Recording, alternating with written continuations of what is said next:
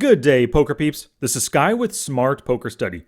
And in this video, I'm going to help you pad your win rate by stealing more pots. And we're going to be using the Smart HUD for PokerTracker 4 as we go through these three key hands and discuss the strategies. But before we get to that, I want to offer you my free PDF, the Top 10 Poker HUD Stats Cheat Sheet. You can find a link in the description down below. Page 1 of this bad boy, little informational page right here. But if we go down to page 2, we can start seeing some stats that we'll be talking about today. We'll be talking about VPIP and PFR to give ourselves a general idea of who we're up against. But also the fold to steal in the small blind and the big blind as well. Lastly, we'll be looking at fold to flop c-bet because when you're stealing, sometimes it's not successful. They call, you gotta go post-flop. It's a good idea to know how often they fold to c-bets because your steal was a pre-flop raise. You'll have the opportunity to c-bet, assuming they check to you. So let's talk about stealing, right? Every successful steal is positive 1.5 big blinds. Now I guess right here, because it's 25 NL, 25 cents, 10 cents, it's 1.4 big blinds, but close enough, right? So if I steal and everybody folds, I pad my win rate by that extra amount. In low stakes poker, all the way up to 50 NL actually, and even sometimes beyond, a good win rate is positive 4 big blinds per 100 hands. Playing 25 NL, 4 big blinds per 100 hands means I'm making $1 for every 100 big blinds that I play. The more I play at this win rate, the more I'm making. It could be a really good side income, potentially a full income if you're a full-time player. Everything else being equal, let's say you play 100 hands, but you're able to find one more steal every 100 hands with whatever your hand is, but you can steal one more pot in the cutoff or the button. Your new win rate is going to be positive 5.5. Remember, just everything else being equal, finding one more steal, boom, making so much more money right there. Instead of $1 every 100 hands, 5.5, what is that? 5.5 times 0.25, that would be $1.38 every 100 hands. That's a pretty good sized increase. It's actually greater than 20% increase to what you were making before, or 37.5% increase to be exact there. So when it comes to stealing, let me ask you a question. Why do we open raise? Why do we steal? And it's mostly just to steal the blinds. If they fold, that is a great result. Even if you have pocket aces, pocket deuces, 10 jack suited, anything that's potentially a value heavy hand or a hand that can hit something on the flop, even when your opponents give up, that's a great thing. You just won the pot, right? Got a little note here. Here's an important saying that I've coined. Never frown when you take it down. I don't care if you have pocket aces, open raising, and then everybody folding, you won that 1.5 big blinds. We've probably seen this happen. I don't know if you've done it yourself. I know I haven't. Limping in with pocket aces, hoping somebody raises. Nobody does raise, right? And then the big blind cracks you with his 9-deuce offsuit. He just checked his big blind, which you would have folded if you had raised your aces. So never frown when you take it down. Steal, steal, steal with your strongest and some of your weakest hands in the right opportunity. Now, first off, stealing comes from the button or the cutoff, the button, and the small blind. The reason why you want to steal in these three spots are because there's less players to get through. On the button, there's only 2. In the cutoff, there's 3. In the small blind, you just got one last player to get through. Out of the EP and the MP, that's where there are the most players to get through, especially in a full ring game. Under the gun full ring, you try to steal the pot, you have to get through 8 other players right there. Now, when it comes to the Smart HUD, you want to look for particularly fold to steal greater than 50%. That just means they're generally a good target. And of course, the higher the better. This player folds to steals 88%. If we take a look at it by position in the steal pop-up, I hope you can see this. It's a little small on the screen. But fold to steal, 88% as a total. In the small blind, 100%. 21 out of 21. What a great player to steal blinds from, right? Out of the big blind, 69%, 9 out of 13. Great player to target with steals. Let's take a look at our actual 2 opponents that we're dealing with right now. This player, Villain 127, folds 74% of the time total, 14 out of 19. 100% in the small blind. Right now he's in the big blind. He folds 62%, which is, if we hover over it, 8 out of 13. That's a great number to see. He folds 62% of the time, way more than half, almost 2 out of every 3 big blinds. What a great stealing spot, just given this one player. Now, if we look at our other opponent right here, fold to steal, 75%, 18 out of 24 opportunities. Let's pop open that pop-up. 100% in the small blind, 16 out of 16. That is so awesome. He's in the small blind right now. It's almost guaranteed that he is going to fold. Loving this. But look at that. He likes to defend his big blinds. It is only 2 out of 8 folding, so that means he calls 6 out of 8 or 75% of the time. So we do have a couple of good targets right here when it comes to stealing. Now, there's an additional stat in the Smart HUD. This one on the far right in the top, BBF75. If you can read that right there, it's big blind fold versus small blind open. A lot of players are really sticky. Let's look at this guy right here, 216 hands. In the big blind, when he faces a steal from the small blind, because he has position, he is folding 0%, 0 out of 3 opportunities. This one up here, 0 out of 4. This player down here, 2 out of 4. This player folding 75% of the time. What a great player to steal when he's in the big blind, you're in the small blind. 100% over here? Sweet, 4 out of 4. If this gets folded around, it would be a huge mistake to not steal against his big blind in this exact spot right now. Now, a good question to ask yourself, if you want to learn a little bit of poker math here, how often do they both fold? All you have to do is multiply the percentages. So if I'm considering a steal here, and look, it's folded to me, I do have the opportunity to open raise and steal. How often are these two players folding together? Well, it's 0.75 times 0.74. Let's do that. They're folding together 55% of the time, more than half of the time, just based on tendencies, right? I have no idea what cards they're holding, but just based on prior tendencies, they're folding a ton. But let's look at once again in their exact positions. Remember, this player folds to steals 100% in the small blind. Awesome. Over here in the big blind, 62%. So this should actually be 0.62. 100% times 0.62. They're both folding 62%. Almost 2 out of 3. This is practically a no-brainer steal for me right here. But there are some other things to consider and think about first. The range is important. You don't necessarily want to just deal with 10-4 offsuit, Jack-9 offsuit, just random hands, right? Ace-X is really good because the fact that I have an ace blocks them from having as many potential aces. They have less pocket aces, ace-king, ace-queen, ace-jack, ace-10, ace-5 suited, which likes to 3-bet as well, ace-deuce suited, all that stuff. Having an ace is good. Other good hands, king-X, queen-X, especially suited and connected. Suited connectors, suited gappers are good, like 10-8 suited, and pocket pairs, because if they call, you can hit a set, right? Basically, anything playable. And the reason why you want a playable hand is you should truly expect a call. You're stealing. Their tendency is to fold 62% of the time, but they're in the blinds. They might be dealt a great hand to defend right now. If you always expect a call, that's going to help you to start planning for post-flop play. And we'll get to that in just a second. Actually, we'll get to that right now. We're on it, right?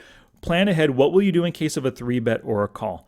First, let's talk about this. Expect a call. You want to look at their fold to c-bet stats. Now, he folds only 40%. It's a small sample, 2 out of 5, but we'll probably have to bluff him at least one time on the flop, maybe especially on a dry board, a hard-to-hit board, a board with some big cards like king high or queen high. I know we have an ace. We don't have a top pair on a king or queen high board, but that might scare him into folding his 10-jack suited or pocket fours, things like that that could potentially call. Now, this player over here folds 50%, 1 out of 2, and it's 100% on the turn. It is only 1 out of 1, but this is a good indication.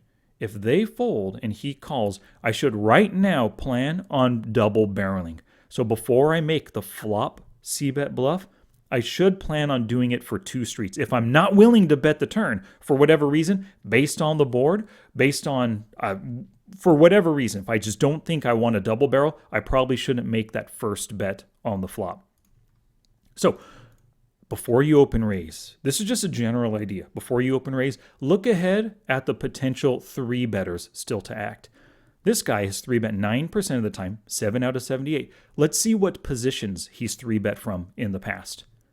Open the pop-up, 3-bet, ooh, 13.3, 2 out of 15. Seems like a button 3-better, but he's also 3-betting out of the blinds. This guy just loves to bet, probably against various steal positions. Actually, we could take a look at that right here. Down here in this pop-up, 3-bet versus the cutoff, ooh, 25%. It's only 1 out of 4, but yeah, he's obviously able to take advantage of steals from his opponents. 3-bet versus the button, he does that a lot out of here. 3-bet versus a small blind 2-bet, oh, not yet, but he does probably do plenty of calls versus a small blind open raise. As you can see, folding to steal 0 right there. So we do have to concern ourselves with him. This player, where is he 3-bet? Oh, seems pretty honest. 1 out of 28 in the small blind. If he 3-bets us, it's for value. We can easily fold.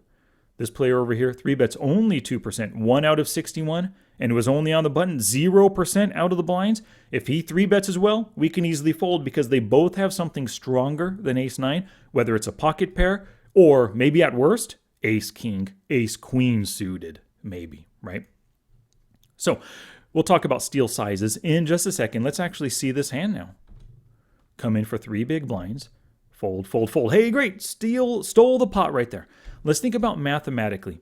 Remember, we had determined multiplying their percentages together, they both fold 62% of the time as a total. Mathematically, if this is a straight up bluff, if I didn't have something as good as ace-9, if it was like 10-4 offsuit, I just wanted to end the pot preflop, I don't have a playable hand, my bet would have to work equals 3, the amount I'm risking divided by the total to win. I'd have to win 68% of the time just to break even with this bet. They're folding pretty darn close to it.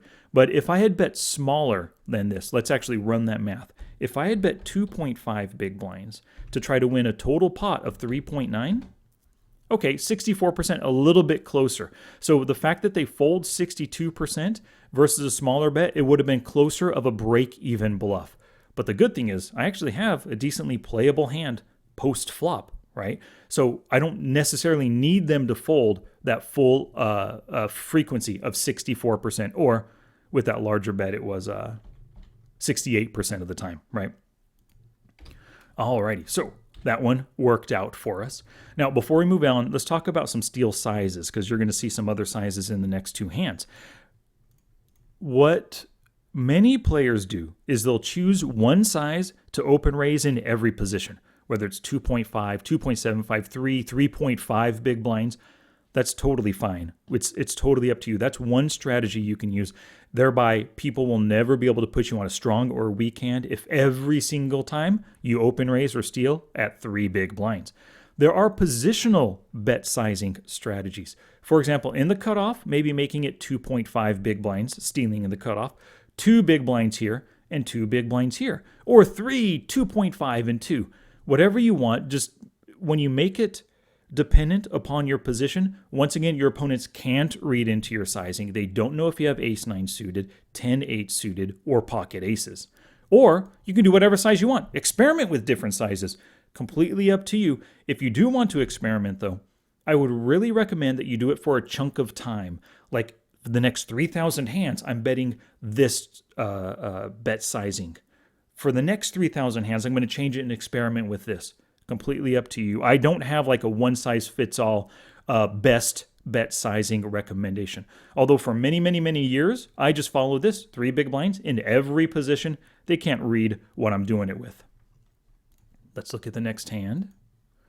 10-9 suited in the small blind now.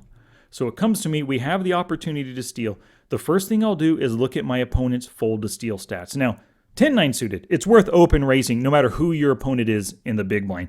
Unless they're a 100% 3-better, but you never get those kinds of players, right? So I'm going to look at his steal stats. Or fold stats, I'm sorry. He folds 2 out of 3 times at 67%. Great opportunity to steal right here. But remember, you always have to expect a call and beware of 3-betters. So I expect him to fold, but in case he calls, my post-flop plan, he hates folding on the flop, but he's capable of folding on the turn. Also, c-bets a lot on the flop, decreases on the turn. He's a generally turn-honest player. So if he calls and I have to go post-flop, I should plan on barrel bluffing this player off his hand. The last thing, let's look at his 3-betting. It's 8%, seems like a high percentage, 6 out of 79. Where does he like to 3-bet? Well, 3-bet, okay, 7.4 out of the big blind. But 3-bet versus a small blind open, 0% out of 5 opportunities. Great, I don't necessarily expect a 3-bet bluff from this player right now. So if he does 3-bet bluff me, I think I have a pretty easy fold, especially given that it's just a 10-9 suited and I'll be out of position. But let's see what happens. So I made it 3.5. This is a hand from a long time ago. I don't remember why I made it so big. That feels a little bit uncharacteristic for me, but maybe I had a reason and he just folded. Maybe I was just really trying hard to get him to fold right there. But it worked out. I stole that one big blind. The final hand, a fold, my opportunity to steal, folds 80%, folds 71%. Let's just run that math real quick. 0.8 times 0.71, 56.8%, 57% basically. So it's a pretty good stealing opportunity. Now I make it 3 big blinds here. We get a fold. Now remember, like I said, you have to expect a call. So looking at this player, folds on the flop 50, folds on the turn 100%, 1 out of 1. I'm expecting to have to double barrel here if I'm going to bluff on the first street. Ends up calling. Let's go post flop. Ooh, top pair, decent kicker, backdoor flush, backdoor straight. Gotta bet this one. This is basically a bet for value at this point. 4 big blinds, roughly 2/3 pot. And he ends up calling. He doesn't necessarily like to fold. 2 times folded, 2 times called. But he can have plenty of draws. King 10 is open-ended. King 9 has a gut shot. A Jack 10 has a pair plus a backdoor draw. Jack 10 of spades, backdoor flush draw as well. Lots of stuff, lots of weaker stuff he can call with. Ah, the 10 hits. I wish that were the 10 of clubs, giving me a straight flush draw, right? But I still have top pair, open-ended draw now. He folds 100% on the turn, but I think this bet, it's kind of like a value bet / betting on the come. I'm betting right now, if he ends up folding, remember, do not look a gift pot in the mouth, right? Or never frown when you take it down. If he folds, so be it. He ends up folding when I have a great hand. But one of my key ideas is get value while the getting's good. This bet, top pair plus the open-ender, it's just going for value, hoping to hit an 8 on the river and maybe even get some river value. He calls right there, okay. The 4 hits doesn't really change anything whatsoever, but I decided to check behind, maybe in the instance, at the time of this hand, if I would ask myself, can he call with worse? And maybe he could call a river bet with a jack. Maybe he can call with queen 8? Like a top pair weaker kicker with a gut shot as well on the turn, maybe. But I really don't think there's too much that I can call 3 streets, especially given that I just bet over half pot on the flop and the turn. I think if he has a draw, he's absolutely giving up at this point. And so I just checked behind, and he had king 5, flopped that bottom pair, turned that open-ender, so I got some good value on that turn from him. So I turned a stealing pre-flop opportunity into a value flop and turn spot right there. Alrighty, so if you want to do what I do and exploit my opponents with HUD stats, or exploit your opponents with HUD stats, you've got to get my Smart HUD for PokerTracker 4. Go to the link in the description or smartpokerstudy.com/smarthud. There are 3 versions of this HUD: the cash game version, 6 max tournament, full ring tournament, plus 7 custom pop-ups and a 75-minute webinar to help you use the Smart HUD to the max to make great reads and exploit your opponents.